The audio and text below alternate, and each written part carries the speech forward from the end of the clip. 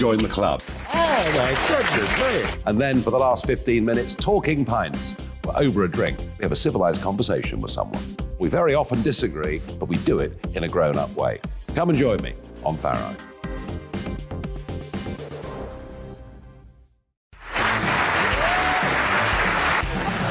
My name is Andrew Doyle. Join me every Sunday evening at 7 p.m. for Free Speech Nation.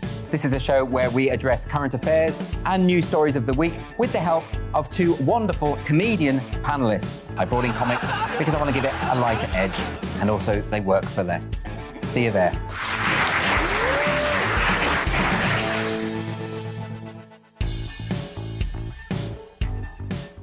Hi there, it's Stephen and Anne.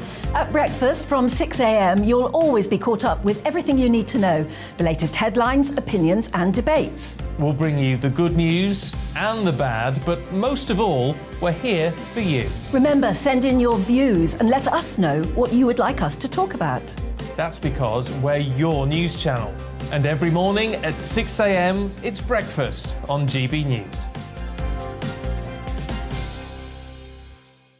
I'm Dan Wootton. Join me Monday to Thursday from 9 to 11 for the feistiest and most fun news debate on TV, where free speech reigns. I'll bring you a sharp take on the day's biggest stories, bombshell newsmaker interviews, and A-list guests.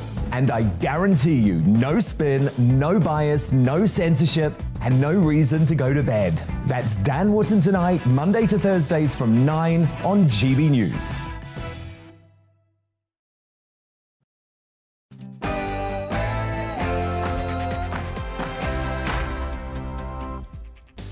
Wages down, prices up. But what are the politicians going to do about it? Welcome to The Briefing. It's 9:30 and my name's Tom Harwood. Today we explore in detail the cost of living crisis, that and free speech issues on the internet, as well as Scotland's place in the Union. All to come after the headlines.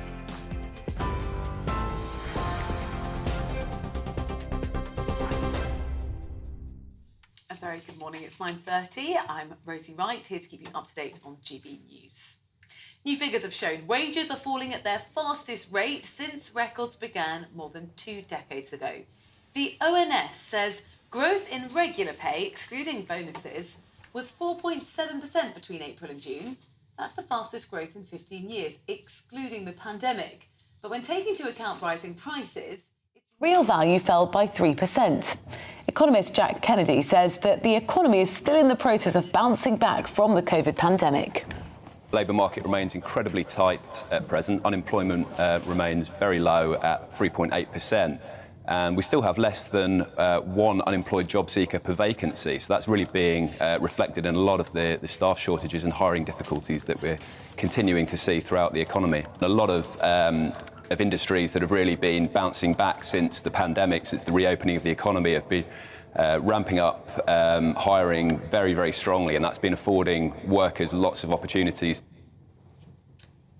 Ukraine's president is calling on world leaders to show decisiveness and force Russian troops from withdrawal from the Zaporizhzhia nuclear power station.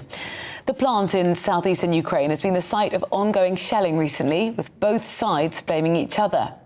Well, the president urged leaders not to give in to what he's calling nuclear blackmail and impose tougher sanctions on Moscow. The Conservative leadership candidates have vowed to challenge the Scottish government if they become the next Prime Minister. Foreign Secretary Liz Truss has committed to get Scotland's economy moving and give the Scottish Parliament more powers to hold its government to account. The former Chancellor Rishi Sunak wants civil servants in the country to be more accountable.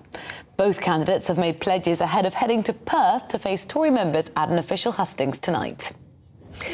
The body of a teenage girl's been found after she got into difficulty in water on Monday near Manchester. Police say they're confident her death isn't suspicious. Well, the Met Office has issued a yellow thunderstorm warning for most of the UK. The alert will stay in place for southern England until Wednesday. Heavy rain has flooded streets in Devon and Cornwall, disrupting travel and bringing with it the risk of power cuts. TV, online and DAB+ radio, this is GB News. Now let's go back to Tom for this morning's briefing.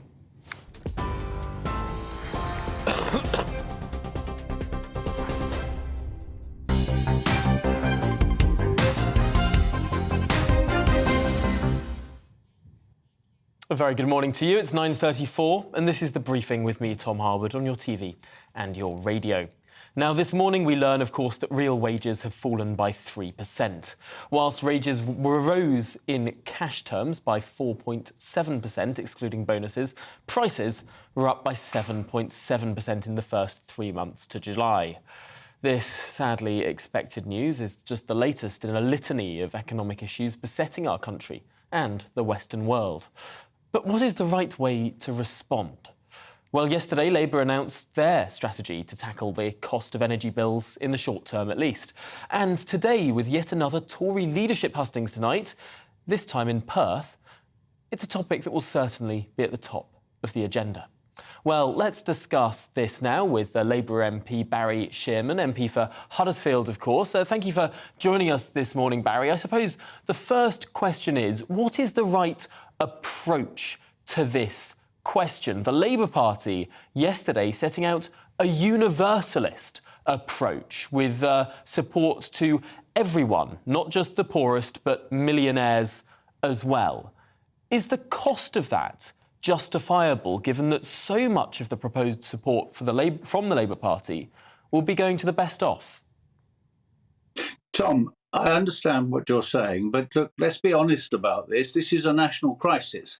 And in the same way as the pandemic was a national crisis, you have to have exceptional methods of dealing with it. It is an emergency. My constituents in Huddersfield, men and women, families up and down this country, face an autumn and winter where they cannot pay their bills. We'll have children going to bed with no food in their tummies and no heat in their homes. And I think what Keir Starmer and Rachel Reeves came out with yesterday was a sensible policy to reassure people, yes, in the short term, but it's not fussy, it's not a bit here, a bit there. It is a guarantee of a freeze on the price of energy for as long as it takes to be able to meet this crisis. As long as it takes is an interesting phrase there. It reminds me of the words that Rishi Sunak used, whatever it takes, during the pandemic. And I just wonder, how much can this country take doing pandemic-style responses to every crisis that subsequently besets us? The Labour Party put out some costings. They've been disputed by some, but clearly at least they're trying to show some costings for this that last for 6 months. If this policy lasts longer than 6 months, as the Institute for Fiscal Studies, for example, has suggested it might, this is an annual cost that would cost more than furlough cost this country. Is that sustainable? No, Tom, it isn't sustainable. And what we're talking about is giving people confidence now to get through this period.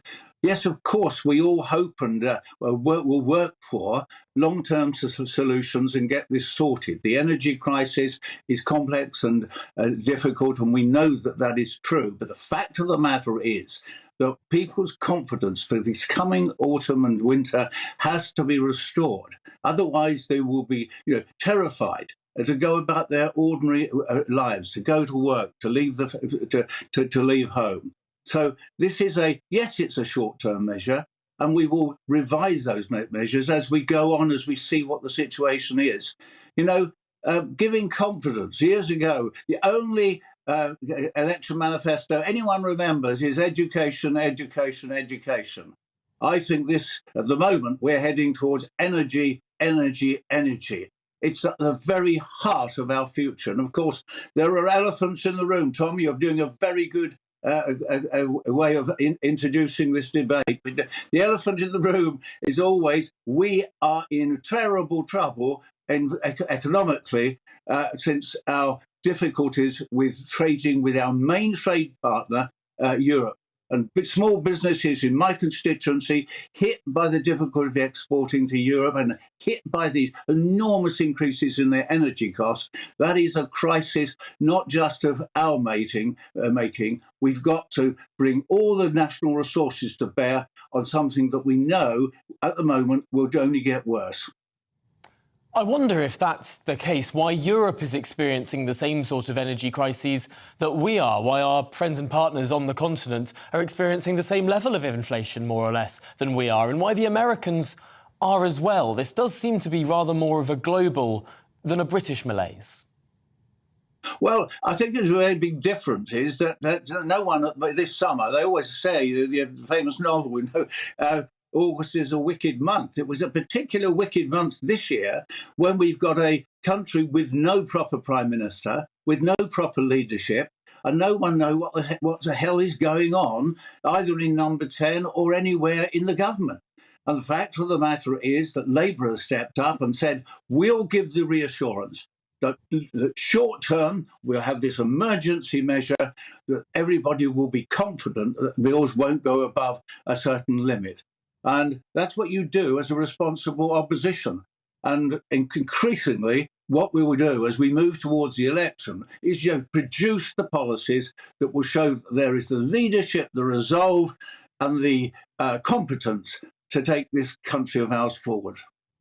Well, Barry Shearman, thank you for putting forward that case this morning on the briefing. It is good to see a policy from the Labour Party that we can get our teeth stuck into. Let's see what the leadership contenders for the Tory party have to say about it later on this evening. Barry Shearman there, the Labour MP for Huddersfield. Well, let's digest what we've heard so far this morning with the political commentator Benedict Spence, who joins us now. Benedict, I suppose the big question here is that it reminds me in a funny way, like the Rwanda policy.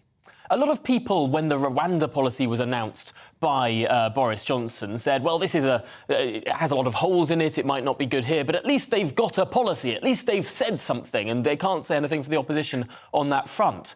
It feels in a funny way like we've sort of entered a reverse situation when it comes to energy bills. The Labour Party has put forward this policy, more expensive than furlough, really quite a few holes in terms of how it's funded, but I suppose at least they've got a policy, and the same can't really be said for the Tories right now.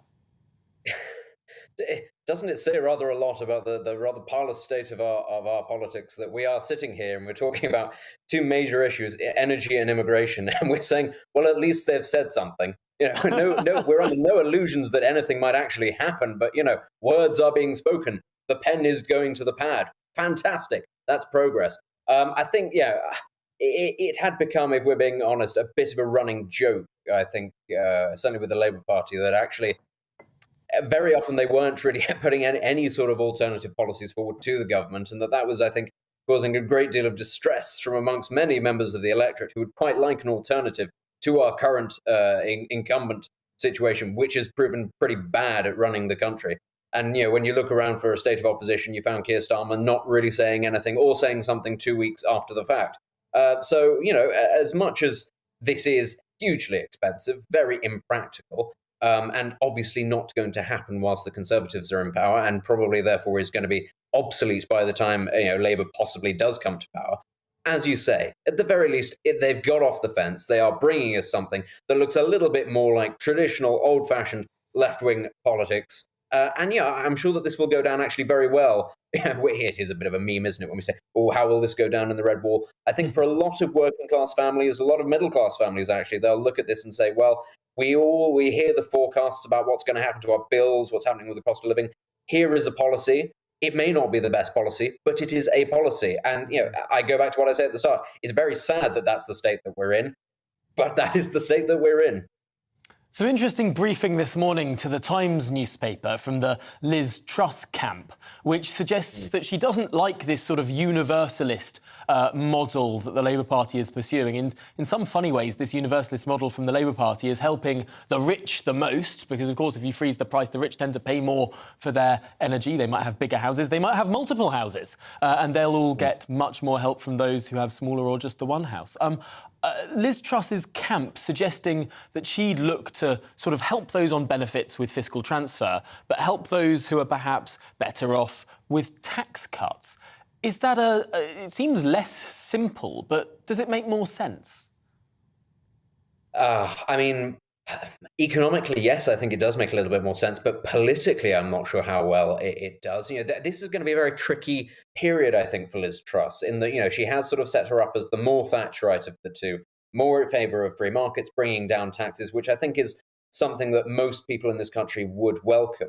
The difficulty, I think, will be is if those policies don't have a very sharp impact very quickly, then it's going to be very easy, I think, for the Labour Party to spin this as, this is a Tory Prime Minister giving tax breaks to the wealthy, to their donors, to their base, to their mates, not really looking after the poorest in society. And it won't matter necessarily what help is given to the poorest, those on the lowest rung, because that's how it will be spun.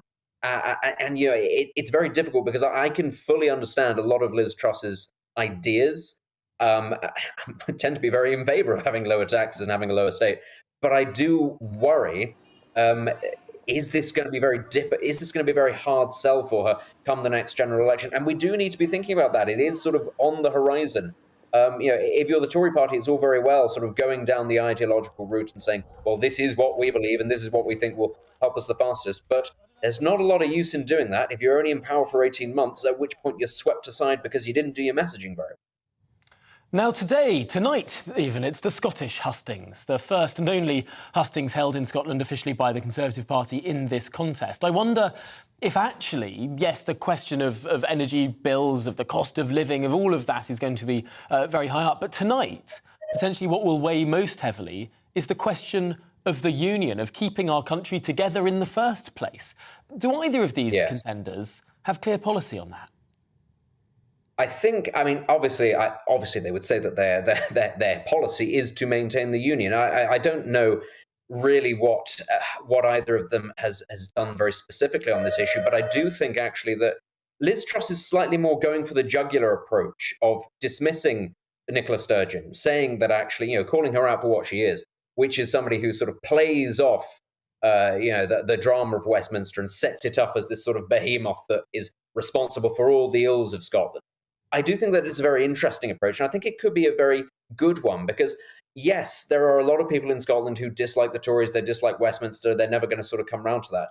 But I do think that there is a lack of sort of viable opposition in Scotland itself. You see this at general elections, at local elections. The SNP have been sweeping up, doing very well for some time now. I think actually what is needed is a Tory leader who is prepared to be a little bit more belligerent when it comes to the SNP, to call them out on the things that they aren't doing well, rather than just ignore them, which I know that that's what Liz Truss said. We should just ignore her because she just tries to get attention. But the very act of doing that is drawing attention to the fact that Nicola Sturgeon takes a lot of pot shots and doesn't actually have the best track record. And I think that could actually work out quite well for Liz Truss. Well, I suppose we don't have that long to wait to see how these two candidates get on in front of that Scottish audience in Perth tonight. But for now, Benedict Spence, thank you very much for joining us on the briefing this morning to discuss all of that.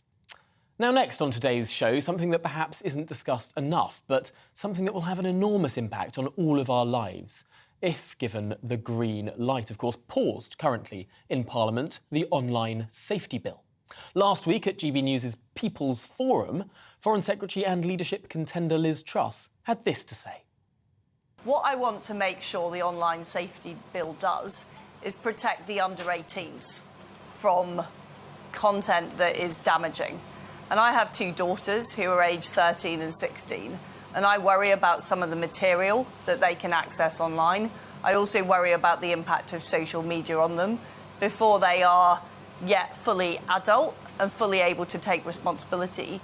I very strongly agree with you, though, where it's about adults being able to speak freely, they absolutely should be, and it should be the same online as offline. That's a really important principle, and I'll make sure that the online safety bill does reflect that.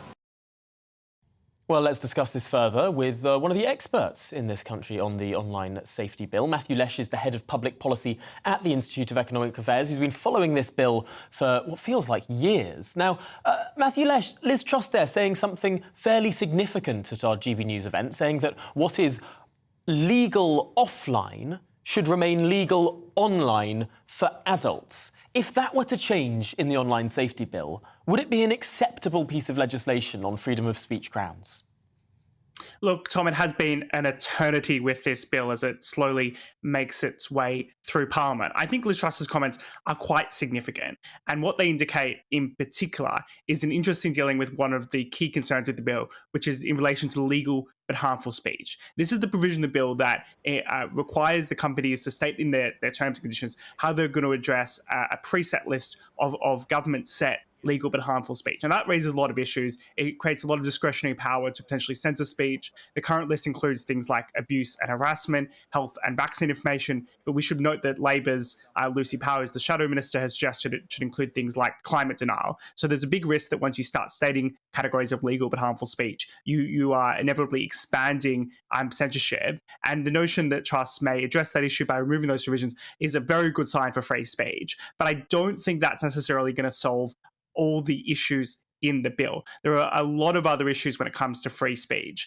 that wouldn't be addressed by just removing those provisions. If we just take the sections in the bill about illegal speech, you think that would be completely reasonable. Of course, the companies shouldn't be hosting illegal speech on their platforms. The problem is that the bill, as it currently states, that requires them to proactively monitor and automatically remove speech which they reasonably likely to infer could be illegal. So what that practically means is significantly lowering the threshold and requiring the platforms to remove legal speech without any of the normal criminal processes and protections that you would have. So I think you have to address some of these more fundamental issues with the bill if we're going to address the free speech concerns, not just those legal but harmful provisions.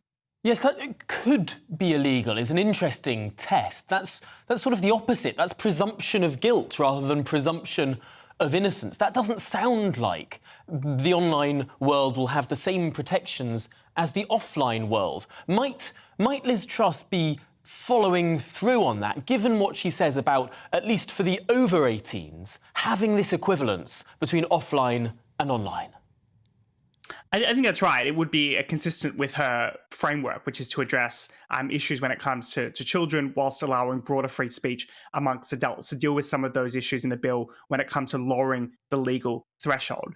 What they're effectively doing is threatening the companies with massive fines if they don't be extremely proactive in their removals. Ofcom can fine the companies up to 10% of global revenues. You're talking about billions and billions of pounds. And we know time and time again, these major tech platforms, we do have free speech concerns about them precisely because some of their algorithms are so sensitive that they end up removing speech in an overly proactive manner. Now, that will be the incentive as a result of this bill. And you've got to deal with that underlying issue where you're creating an impetus to be censorious. Now, another issue in the bill, for example, that would be important to address is the new harmful communications offence. Now, that requires, in a criminal law sense, you to not say anything that could cause serious psychological distress to a likely audience without a reasonable excuse. Now, that might be an okay offence if it goes through the criminal process. When you combine that with the duties on the companies, they're going to be expected to remove any content they could reasonably infer could cause psychological distress. Now, that is basically asking for a heckler's veto. It's saying, this is distressing to me. You must remove it from your platform. You have to do that. Now, these structural issues need to be addressed in the bill in order to ensure that it doesn't interfere with free speech. Huge issues still remaining. Well, Matthew Lesh, thank you for explaining those in detail. Really important issue there. Thanks for joining us.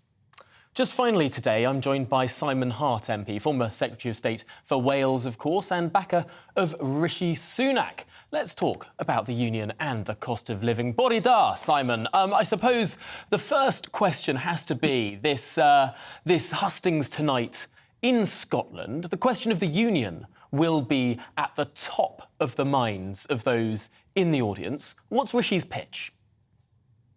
Well, I think anybody's pitch is the value of the union, why it works, why it's of huge social, economic, historic importance. And I think that, looking back at my time in the Wales office, it's actually about trying to remind, persuade, reassure people that we're not offering a choice here. You don't have to either be a patriot or a unionist. It is perfectly possible to be both. In fact, most people see themselves as British and Welsh, or British and Scottish, whatever the combination might be. I think that's a well-trodden path. I don't think there's any sort of stigma about that. And so I think it's sort of depoliticising the union. It's not a political party. You don't have to be a Tory to be a unionist, and you can, as I say, be an absolutely passionate Scot or a passionate resident in Wales and still be a unionist. So two things are not exclusive. I wonder in terms of policy, though. We're hearing from Rishi Sunak that there's going to be a greater level of scrutiny, particularly of civil servants. Liz Truss has said simply, it does sound a bit like we're sort of tinkering around the edges. Is there something more fundamental that needs to take place? Is the question of devolution one that needs to be reopened? Well, I think that it used to exasperate me hugely, this whole relationship in Wales. I can't speak for my Scottish colleagues, but it is very clear what Scottish Government or Welsh Government is responsible for legally. It's very clear what UK Government is responsible for legally. And I think the first priority has to be that we fulfil our responsibilities as professionally as we possibly can. So rather than necessarily fret about what the other guys are doing, let's do what we do as well as we can and as visibly as we can.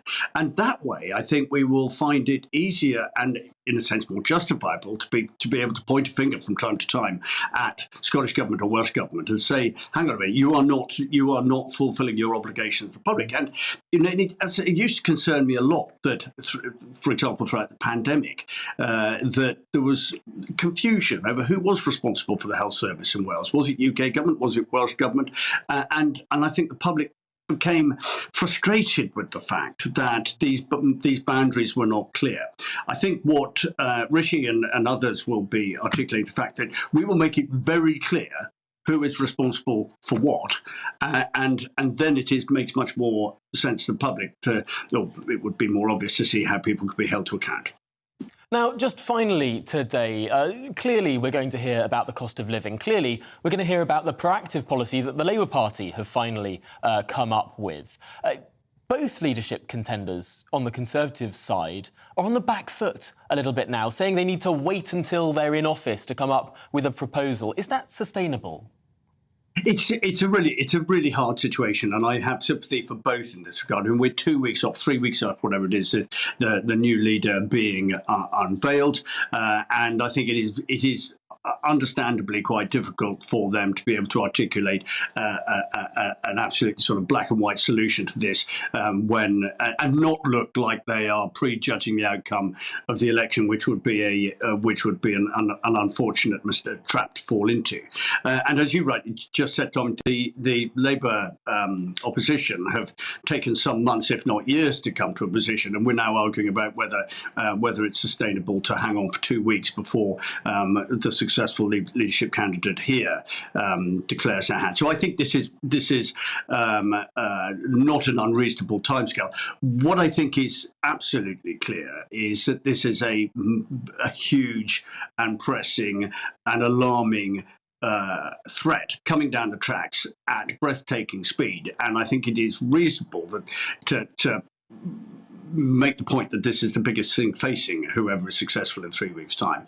I don't think we should underestimate. There are no magic solutions. There are no, and I've been obviously listening very closely to what Rishi Sunak's been saying. We're not going to delude anybody here. We're not going to con anybody into thinking this isn't serious or that there's a magic solution which we can click our fingers in the first week of September and produce.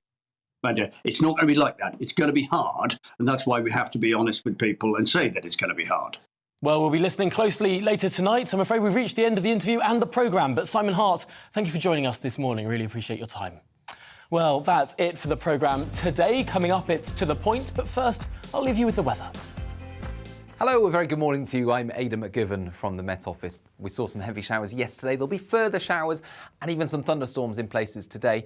But they won't affect everyone. They'll be hit and miss. There'll be some drier weather around, although it will stay fairly humid in the south, whilst fresher weather is now arriving into the north and northwest. Now, low pressure is in charge, and two main areas to watch out for this morning. One area of rain affecting central and eastern Scotland. That tends to fizzle out during the day, but it's going to stay damp in places throughout the day. Showers also getting going quite early across southwest England, South Wales, and then more widely these will develop across much of the rest of England and Wales. They'll be slow moving, there's a risk of hail and gusty winds as well as some intense rain in a short space of time. Of course, that falling onto hard ground means that there's the risk of flash flooding. It's still humid in the south, mid-20s, whilst it's much fresher for Scotland and Northern Ireland, and a drying up process